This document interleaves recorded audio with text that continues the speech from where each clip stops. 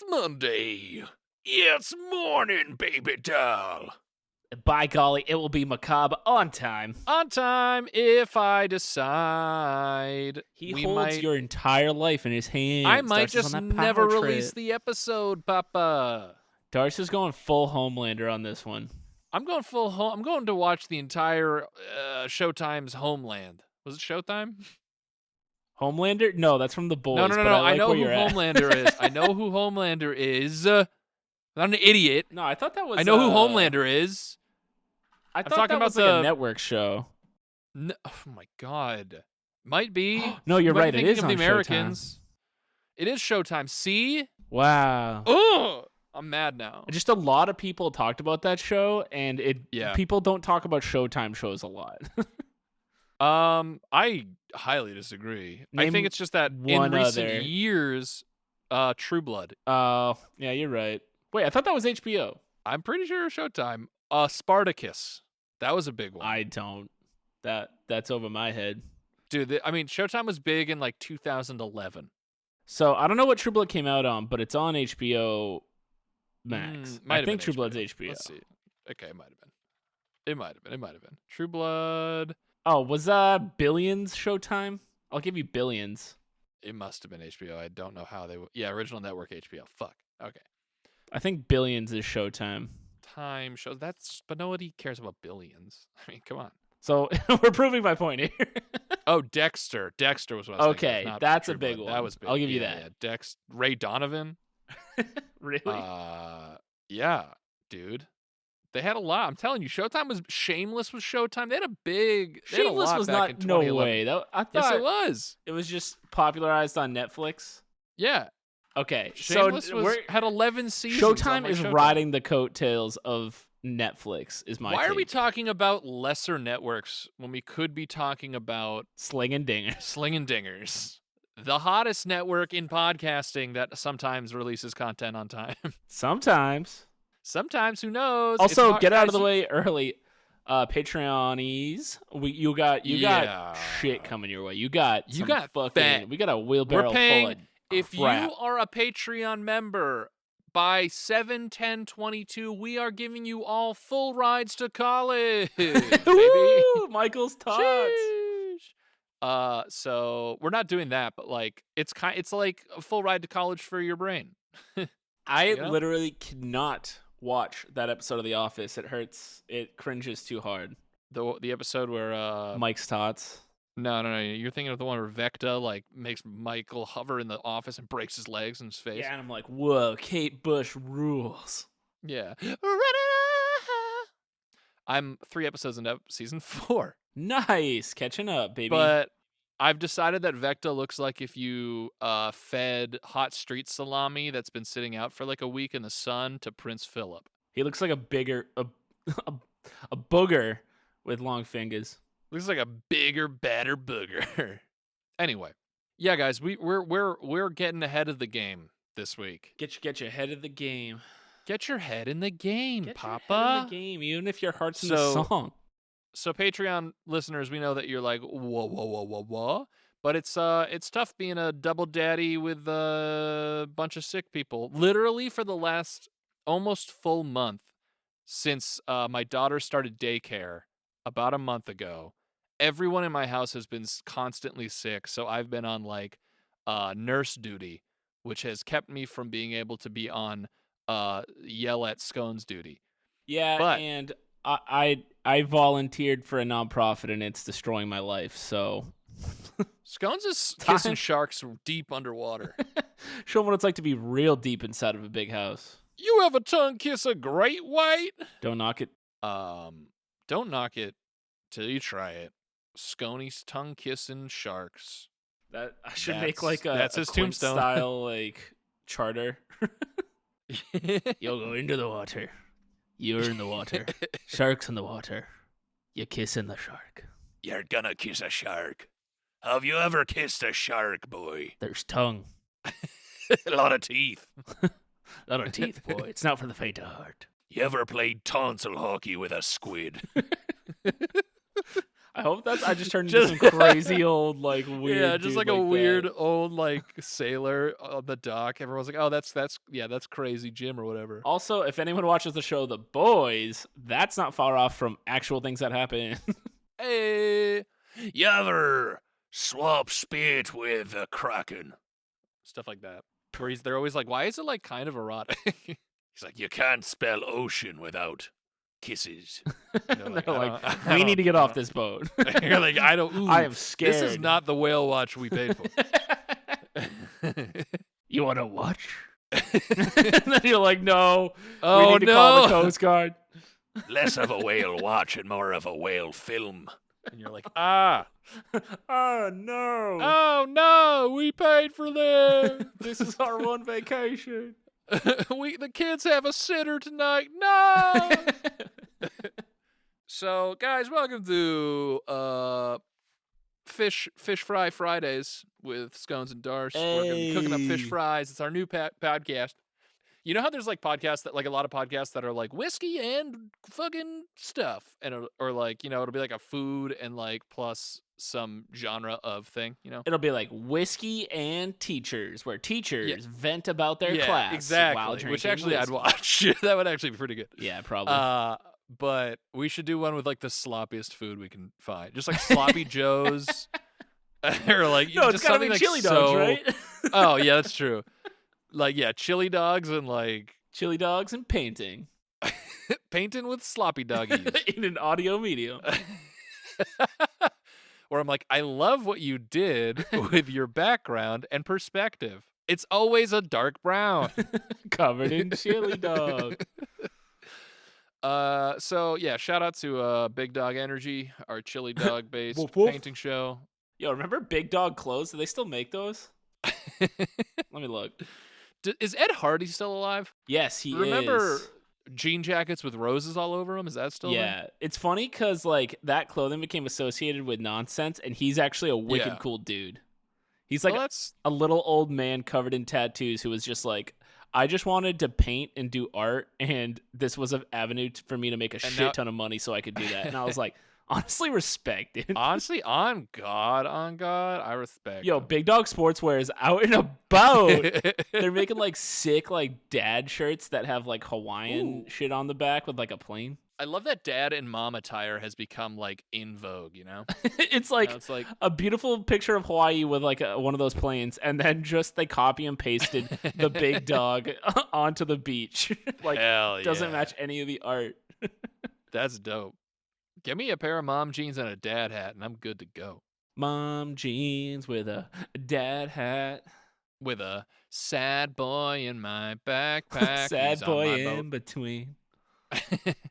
Sad boy sandwich. Let's get it started, Scony. We're 8.5 minutes into this bad boy, which means that we're breaking through lawyers are pissed. That 5-minute class ceiling. We don't give a hoot, boy and girl listener. Today, Darce, I'm the macabarista.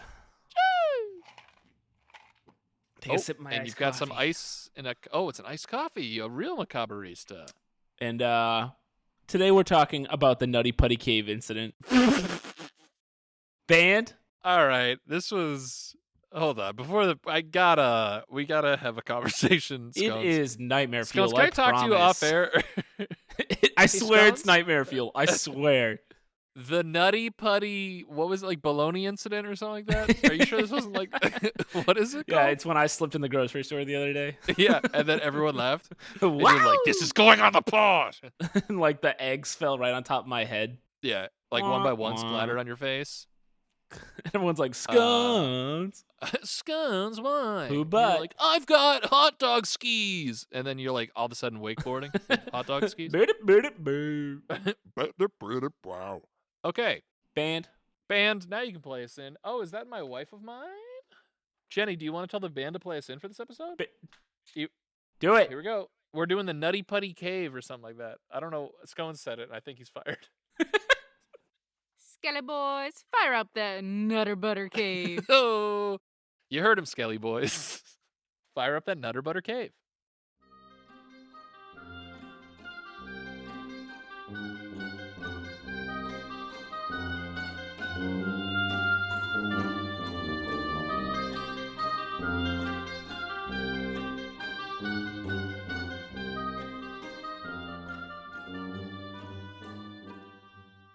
Do you actually need for something from me? I just had a question. Oh, okay. Ask away. Yeah. Am I giving more Nancy 11 or Robin energy? Ooh. Ooh. Wait, it sounded like Nancy 11 was a single person. Like, Nancy, Nancy, 11, 11, Robin. I would say Nance with a tiny sprinkle of Robin. Yeah, and the nosebleeds of 11. She just touched her heart and looked. I'll keep her around. Oh, okay. You chose right. Yeah, always do, baby. Speaking of choosing right, let's get into the Nutty Putty Cave incident. Nutty Putty Cave. We got an article from allthat'sinteresting.com by William DeLong. Wait, Tom DeLong of Blink-182? Yeah, he's looking in the cave. He's like, "Where are you?" Checked by John Kurowski. So we got Tom DeLong checked by John Krasinski. Who's who? In the Nutty Putty Cave. This is the Dr. Seuss episode of Monday Morning with Cobb. He was playing his flip floor. I don't know what. The devastating story of John Edward Jones, trapped for more than a day inside Nutty Putty Cave before dying there in 2009. What town is this in? Like Silly Goose Lane, like Louisiana or something? It's in probably like the silliest state of Utah. Ooh. Where it's like, what is the silliest state, you think? Well, Utah is silly in the fact that they take it very seriously. Like, they're like, "I'm Elder John, and I'm here to teach you." And I'm like, this is silly. You're silly. You're a teenager in like a full shirt and tie at my door trying to teach me about how white people tried to make Christianity more about them. This would. Oh, I'm sorry. Are Mormons gonna come at me? Joseph Smith will. Hey, sheesh. Well, I'm sure. Listeners, take it up with Trey Parker and fucking Matt Stone. Listeners, can you hit us on our socials and tell us what you think is the most silly state in the union, and we'll set a poll up and we'll find out what the silliest state is. I would say that or Oregon are my two silly states where they take it very seriously. Portland but from the outside makes it silly. Yeah, and looking in from the outside, I'm like, that's silly. Yeah, I feel like the Midwest, none of the states, like, I don't know. I guess I think the Northeast isn't very silly either. I was gonna say the Northeast is more silly. I feel like Vermont is silly. Oh yeah, that's true. Vermont is like the Oregon of the Northeast. Yeah, the Oregon. Anyway, we are off topic. Who would have thought? John Edward Jones loves spelunking with his family. For those of you who don't know, spelunking is exploring caves. Exploring caves. His father frequently took him and his brother Josh on cave expeditions in Utah when they were kids. The boys learned to love the underground depths and their dark beauty. Unfortunately, John's first expedition into Nutty Putty Cave, southwest of Utah Lake and about 55 miles from Salt Lake City, would be his last. It'd be his Nutty Putty grave? Oh, no! What? It's so good, but so grim. Grim. That's a big oh no, like, oh no, that's horrible, but also, oh no, that was clever.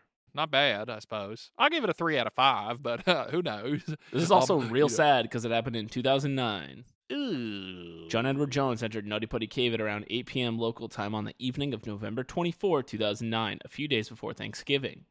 I bet Showtime was in full swing. Oh yeah, this was like probably where Showtime time. Yeah, they were riding on Dexter. Dexy. John, 26 at the time, and Josh, 23, along with 9 other friends and family members, decided to explore Nutty Putty Cave as a way to connect with each other ahead of the holiday. Dude, I would... 9 people? What? You're like, hey, you know what's the best way for all 9 of us to connect? Let's dive into a deep, dark area. It's pretty much the Utah version of, like, the Thanksgiving 5K. Yeah. Or football.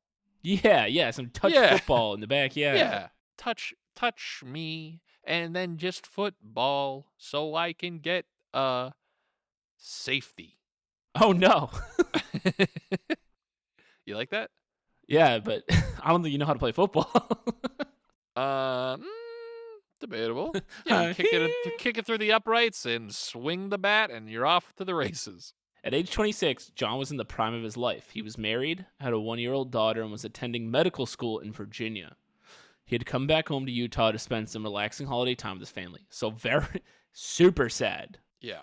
Things did not go according to plan. It had been years since John was in any cave, and at 6 feet tall and 200 pounds, he wasn't the little kid he used to be. Okay. About an hour into the caving expedition, John decided to find the Nutty Putty Cave formation known as the Birth Canal, a tight passage that spelunkers must crawl through carefully if they dare. I don't see. This is the thing. Whenever I see I'm not like super claustrophobic. But like if I'm in a car, I scream. But like if I would be in that scenario, if I was in that, I can't. That's the scenario that I cannot. I just do not understand spelunking. This is why when you see people like silly squeezing, nightmare fuel. Yeah. When you see people, it's like what's that movie? The Descent. When they're like squeezing through like tight like. I'm just like, dude, you guys are out of your goddamn gourds. Yeah. I'll say it. It's real unnerving. Yeah, it hits me with the same terror that like what I imagine like skydiving would give me, because I'm deathly afraid of planes and heights. But it's like underground skydiving. It induces. I don't feel like I have claustrophobia, but it induces it into me. Like I'm gonna go to try to go to the bathroom and be like, too small in there. Yeah. It's gonna like breathe its spookiness into your mouth. Yeah, that's what we do here. Welcome. We breathe spooky into your ears.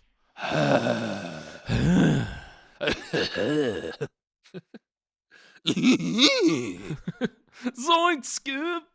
Breathe! He's in there and we're out here, but we're out there and he's in there.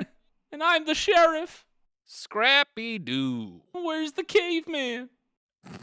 He found what he thought was the birth canal and inched his way into the narrow passage head first, moving forward using his hips, stomach, and fingers. But within minutes, he realized he had made a grave mistake. Fuck. John knew he was now just about stuck and had no room to turn around. He didn't even have room to wriggle back out the way he had come. He had to try to press forward. No. Wait, weren't there 8 other people who could have like tried to like pull him back? I don't know what they're all doing at this point. This is exactly what I'm talking about. What a nightmare. Yeah, it hurts to think about. Like it does like 10d6 psychic damage to me. Oh boy, do you think people? I mean, I'm sure people got. I don't know, Vecta. He tried to exhale the air in his chest so that he could fit through a space that was barely 10 inches across and 18 inches high. Ooh. 10 inches across is so fucking small. Well, yeah, my chest, I have an abnormally large chest, I've learned throughout the years. Tough guy. I don't see, so don't mess with me, good sir. Okay, my what's it called? My xiphoid process, you never seen one so pointy and big. Oh my gosh, his process. Trust the process. So like I can't imagine. I'm too big of a boy to do this spelunking bullshit. It's about the size of the opening of a clothes dryer, which I assume that's a weird way to say that, but anyway. When John inhaled again and his chest puffed back out, he got stuck for good. John Edward Jones's brother was the first to find him. Josh tried to pull at his brother's calves to no avail. Okay, there we go.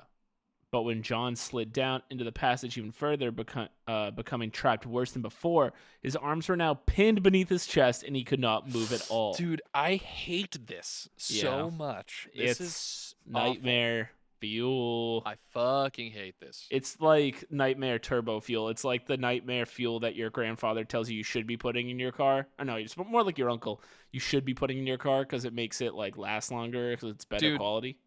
Yeah, Nutty Putty Cave is like the ice cream truck, and then the actual story is like the guy who owns it. Yeah, and then you get to the birth canal, and it's no more games. Yeah, I don't like this one bit. All John and Josh, both devout Mormons, could do at this point was pray. Oh no! Call somebody. Don't just pray. Guide us as we work through this, Josh prayed. Save me from my wife and my kids, John said. Oh no. This is so sad. It's very sad. It's macabre, for sure. There's no way to like buy I don't know, some kind of device, a tool, something, get some butter. I don't know. anything that like you're not gonna keep trying to pull I him? like you said butter like it's a sitcom. Wait for the last His head's stuck in between the railings. Yeah, exactly.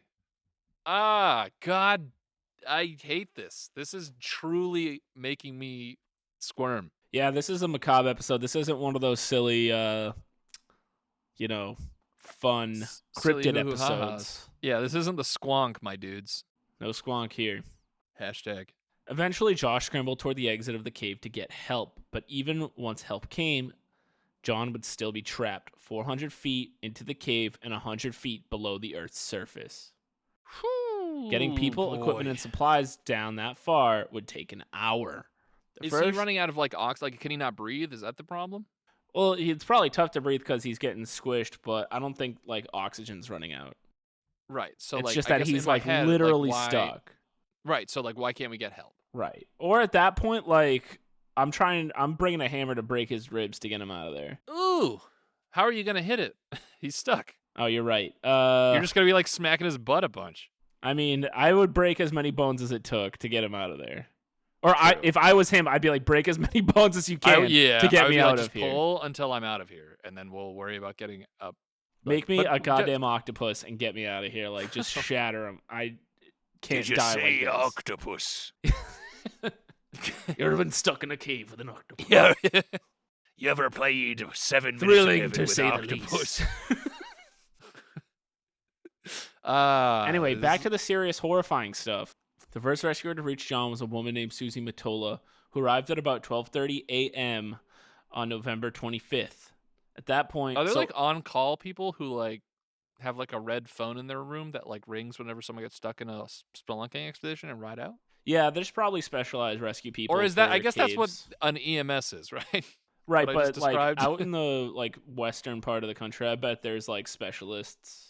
Yeah, like cave junkies. Cave 911. That sounds like a Discovery Channel show. It does. At that point, John had been trapped for 3.5 hours. So this is 12:30 a.m. So pitch black. So they went at like 8 p.m., 9 p.m. I don't know.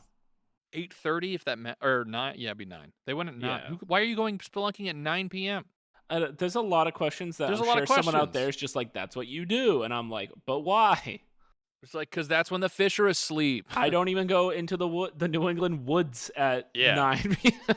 I don't go outside past like 6:30 these days. Yeah, and now that it's not hot after outside, the incident. I don't even go outside in the daytime. I got that sweet spot at like early morning and early evening where I'm frolicking, but then after that, yo, don't let them stop that frolic. At that point, John had been trapped for 3.5 hours. Matola introduced herself to John, even though all she could see of him was a pair of navy and black running shoes. Oh, God. Hi, Susie. Thanks for coming, John said, but I really, really want to get out. Oh, this is so tragic knowing the ending. Over the next 24 hours, more than 100 rescue personnel worked feverishly to free John Edwards from the depths of Nutty Putty Cave. The best plan they had was to use a system of pulleys and ropes to try to free John from the perilously tight spot. Sean Roundy, one of the rescuers on the scene, explained the difficulties facing anyone, even experienced spelunkers, who went into Nutty Putty Cave. Most of the passages were dangerously narrow, even at the entrance, where warning signs had been placed. Oh, God, I hate that. I keep just like envisioning myself in that situation, and it is so scary. A dangerous cave. Back in 2004, 2 Boy Scouts had nearly lost their lives in separate incidents in the same area of Nutty Putty Cave where John became trapped. The 2 Boy Scouts had become trapped within a week of each other. In one of the cases, rescue crews took 14 hours to free a 16-year-old scout who weighed 140 pounds and was 5'7", making him much smaller than John and using a complex series of pulleys. Ah, man. Officials chose Nutty Putty Cave in 2004. Officials closed Nutty Putty Cave in 2004, soon after the incidents with the Boy Scouts. The cave had only been reopened for 6 months in 2009 when John and his Why did they reopen it? Like, what changed in those 5 years in the cave? What, the caves were like, hey, we're going to renovate a little bit. No, we promise. We're fine now. Yeah, like, what? Why would they reopen? And now, with John Edward Jones trapped inside the cave, time was running out. The downward angle at which John was trapped was putting great stress on his body because such a position requires the heart to work incredibly hard to continuously pump blood out of the brain. No. Rescuers tied John with a rope connected to a series of pulleys. Everything was ready, and they pulled as hard as they could, but suddenly, and without warning, one of the pulleys failed. Roundy believes that the pulley came loose at the anchor point in the cave wall, which contained a substantial amount of loose clay. The rope and pulley operation was no more. The rescuers had no other viable plan, and John was trapped. Roundy replays the rescue over and over in his head, even years after the incident.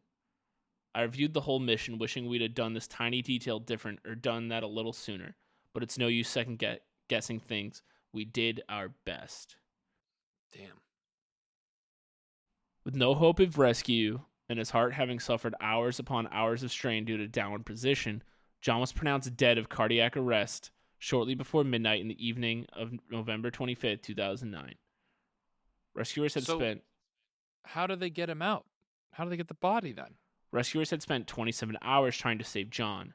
His family thanked rescuers for their help, even despite the horrible news. Nutty Putty Cave lived up to its reputation on the night of John's death. Discovered in 1960 by Dale Green, he named it Nutty Putty Cave because of the clay, the kind that likely caused the pulley to give out, found in most of the narrow tunnels in the underground structure. In its heyday, as many as 25,000 people per year would visit this cave.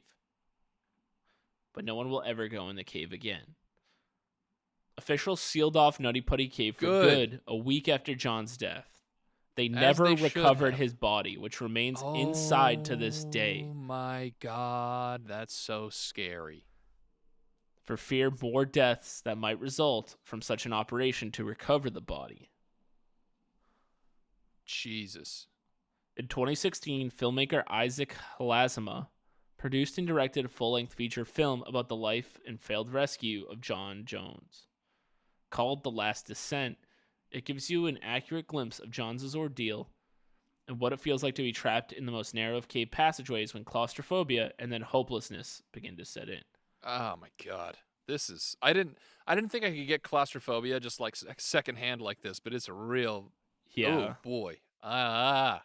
Halazima, a Utah native, only once went to Nutty Putty Cave. He never made it past the entrance. I'd gone in it in the front and kind of said, that's it, that's enough.